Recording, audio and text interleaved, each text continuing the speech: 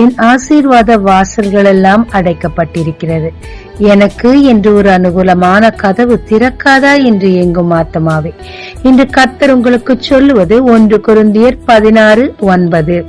இங்கே பெரிதும் அனுகூலமுமான கதவு எனக்கு திறக்கப்பட்டிருக்கிறது. மோசே மூலமாக செழிப்பான கானானுக்கு தேவன் தன் ஜனங்களை வழிநடத்தினார்.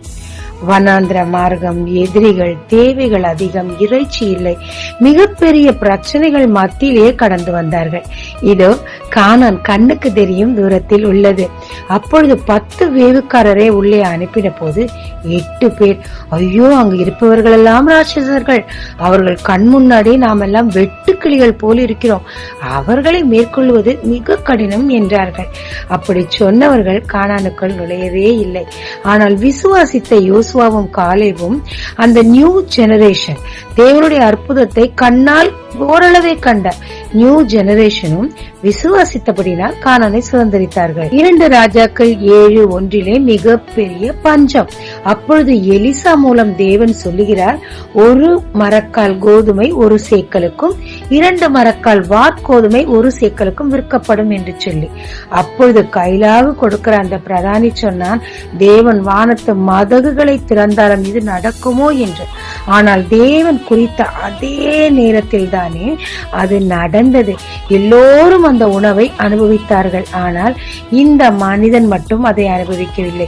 நெருக்கத்தில் மிதியுண்டு செத்து போனார். நாமும் நெடுநாளாய் சில காரியங்களுக்காக காத்திருப்போம்.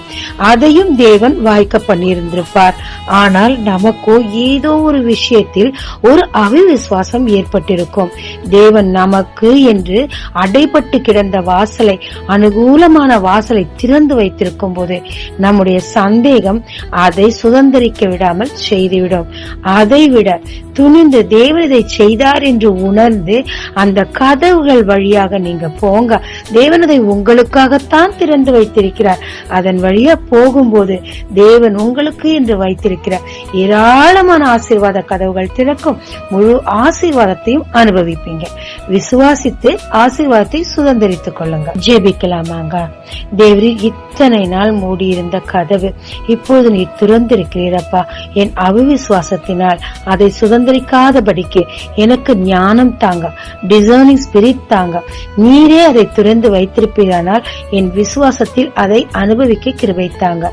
எனக்குள் இருக்கும் அவிசுவாசம் என்னை விட்டு விலக உதவி செய்யுங்க. இயேசு மூலம் பிதாவே, ஆமென். இந்த நாளில் உங்களை ஆசீர்வதிக்கும் ஜீசஸ் விஷன்.